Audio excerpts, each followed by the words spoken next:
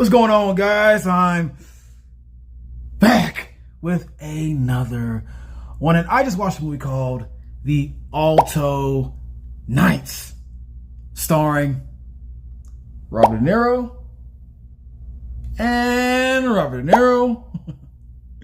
and Deborah Messing. Yes, Robert De Niro's in this twice. He's playing two people. All right, he's pulling the Eddie Murphy card. Well, thank you very much. I'm better. But we'll get into that a little later on. Right now, first of all,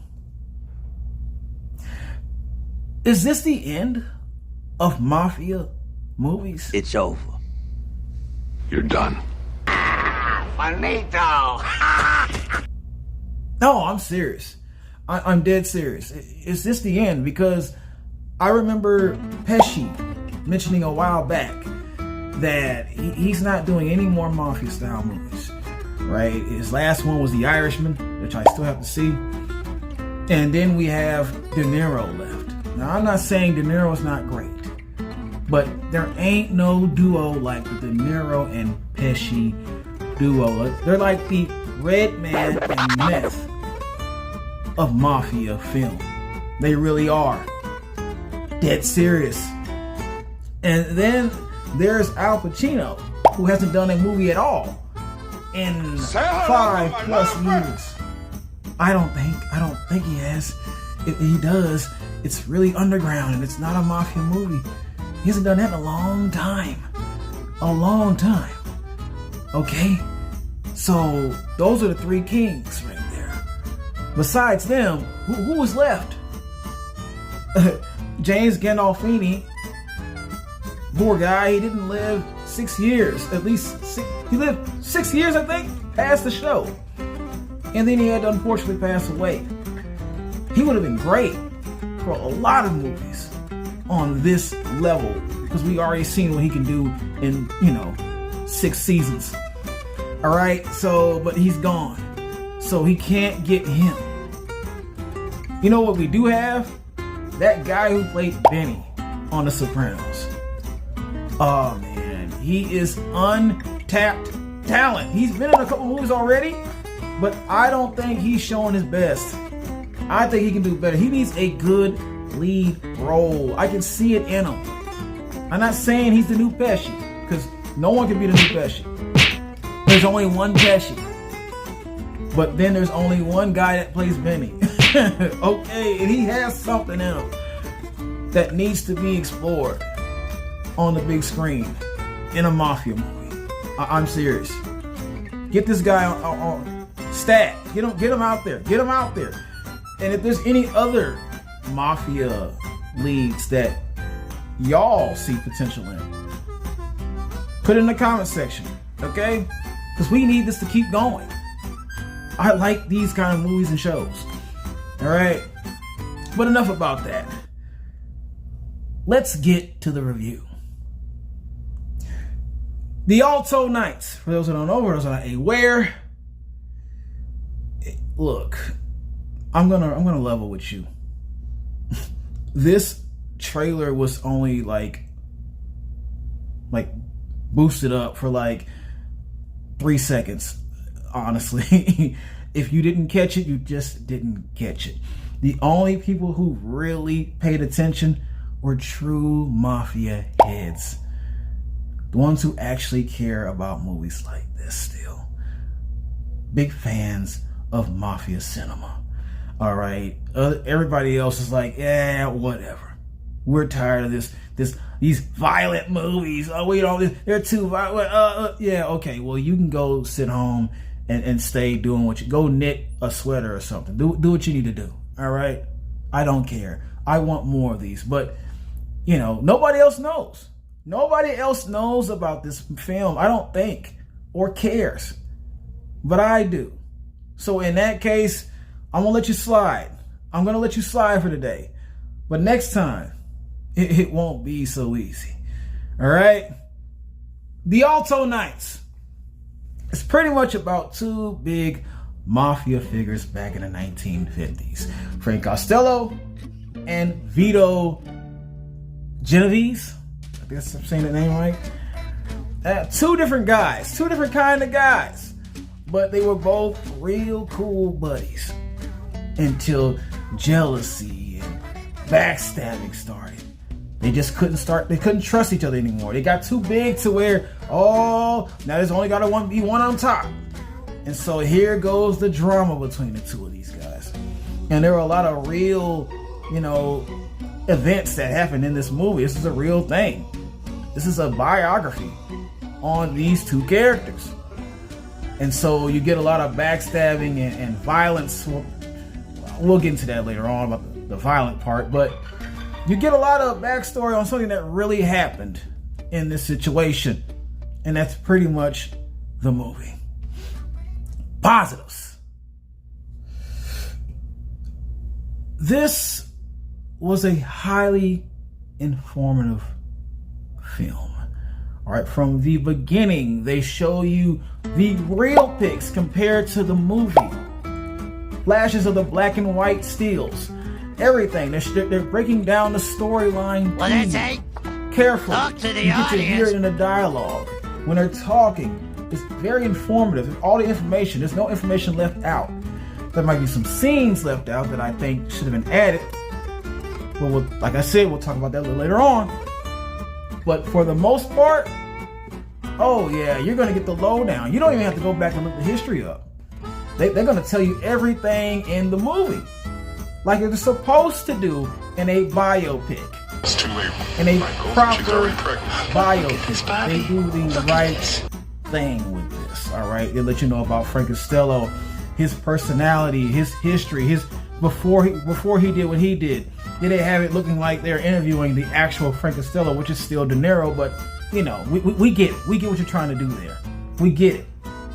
All right, he's telling the whole story, and it all feels so real. It all feels so real. All right, like an actual biography or documentary. I guess it's like what they call it, a mockumentary, but it's not funny. You can call it that. Another positive. There are a lot, well, not a lot, but there are at least 3 respectable soprano cameos in this movie that I just appreciated so much. I was excited to see these 3 characters in this movie. They all 3 did it well. 2 of them did a outstanding job. The third one, it was a short-lived, but still, it was good to see that character. You had Catherine Narducci, Michael Rispoli, and Matt Cervillo. I don't want to mess any of their names up. I probably just messed that last name up. But still, they all did a good job. The first one was the wife of Artie from the restaurant. I didn't even know she was still doing any kind of acting skills like that. I didn't know she wanted to be in movies still like this. But she's still the same. I forgot her name. I forgot her name. But yeah, she's still the same. She's still the same she was on the show. All right, and her character in this movie is so annoying and just vindictive that it's good. It's really good. Man, every word she said hit like a dart. All right. Then there was Michael Rispoli, right? Okay, this guy right here, he was, hold on, let me make sure I get this right. Jackie Sr. He was Jackie Sr. on Sopranos. He's playing Anastasia, a very popular, well-known mobster dude in history in this. And if you know, you know. I'm not going to explain too much. I don't want to give away anything to ruin anything, but if you know about this character already, then you know. You already know what's up. Okay, I could state what's going down, but I'm not going to do that and mess anything up. I'm just not going to do the audience like this. But, oh man, his role was outstanding. His role, we'll get into that a little later on. Trust me. Then the last guy, Matt Cervillo. He was one of the FBI agents in Sopranos. All right, one of the main ones. He was on a lot of seasons. Kind of like they focused on him a lot. All right. As a matter of fact, I think he was on Tony's payroll, if I'm not wrong. But in this movie, he plays like a lawyer for like 5 seconds. 5 seconds fat. And then that's it. But just seeing him for those 5 seconds was good enough for me. All right. Another positive. My last positive.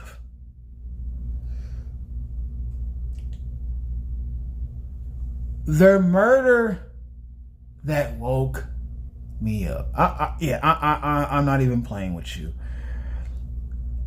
Unfortunately, for a minute, I fell asleep. I fell asleep. We'll get into why later on, but just know my eyes were closed for a while. All right, and this murder in the movie completely woke me up. I will not go into too much detail on what kind of murder or what happened, but just trust me when I say this was the most profound murder scene in this movie. It really did a number on the person it murdered and just the audience seeing it. I woke up like, what the is going on? They aired this man out. They aired him out. His back looked like the rotary on a telephone, an old school telephone. It just a pincushion. He looks like the holes you put in a box before you put the little kitten in the box to give to somebody. His back looked like that. It was crazy. It was so violent. Best scene in the movie. I swear, man. Negatives. Like I said, this is not a secret. Pesci should have played Vito Genovese. Vito Genovese's character was very talkative and had a brash attitude, and he was witty, and he came back with his comebacks were like lightning quick. And this is Pesci written all over it. All right. I don't know why they couldn't convince this man to be in the movie, play this one last role. You can tell that De Niro wanted this man to play that.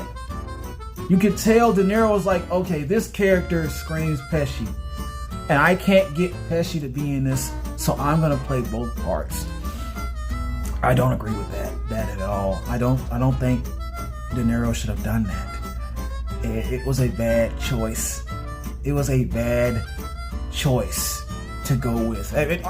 I commend De Niro for, trying. Jeff Portnoy. He tried to get his Eddie Murphy on with this. Hercules. All right, split two roles up and play two different people.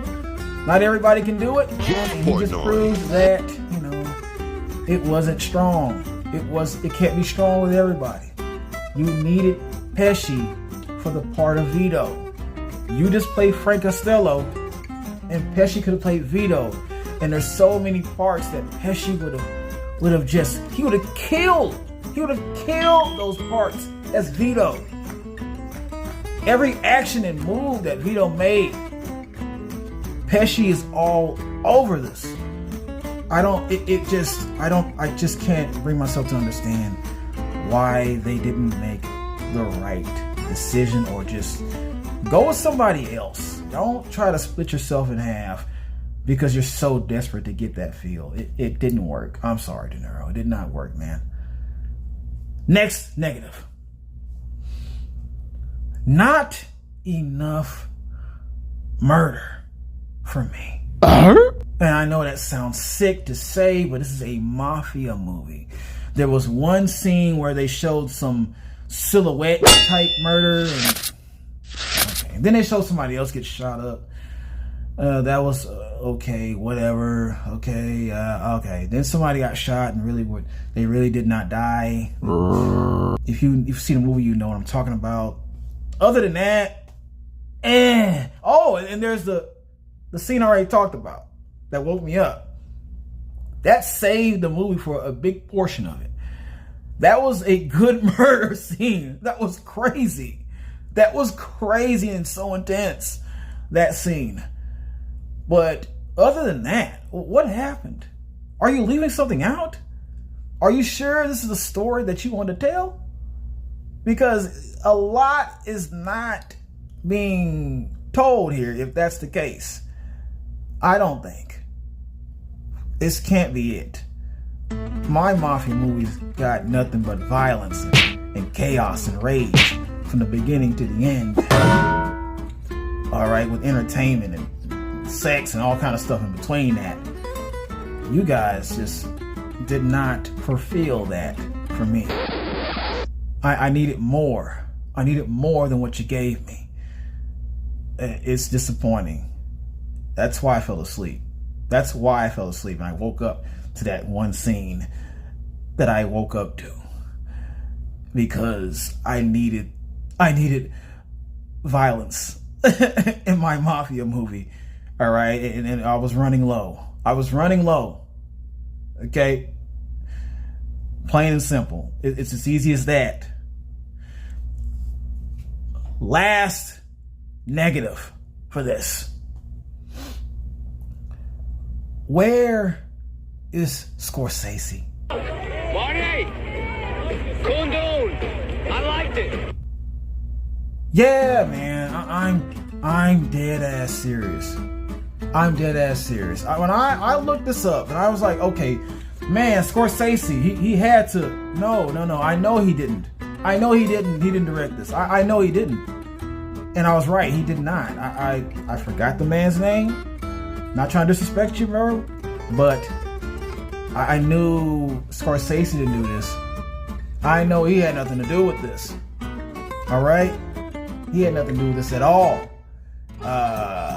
Man, because Scorsese doesn't do stuff like this. Scorsese is going to make this a classic film. This is why I have to hurry up and watch The Irishman. I don't care what anybody else says. I feel like I'm going to like it because Scorsese is going to make it watchable. Scorsese would have made this watchable. How many times I'm going to say his name, I don't know. But, no, I can tell, man. I really wish Scorsese would have put his magic touch on this film. He is like no other. There would have been more violence. There would have been an actual intrigue to this movie. The characters would have popped out a little more. They would have pulled you in like they needed to. Pesci would have been in it. I think if Scorsese was part of this, Pesci would have agreed to say, you know what? I'm not done. Because Scorsese is back in the game. I'm going to do one more, I'm going to do one more for you. I got one more left in me. Let's go. That's how I wish it would have went. But it didn't go like that, unfortunately. And so with that said, I'm going to have to give this an I. Yes, an I. I was going to give it an I. Cool. But if the only thing that really saved this movie was that scene that woke me up, that's not strong enough for an I. Cool. So we're giving it an I. Still, go see it, Mafia heads. Go watch the movie. I'm not down in anything like that, but don't get yourself hyped up on it. All right. Press that like button, share. You know what you need to do.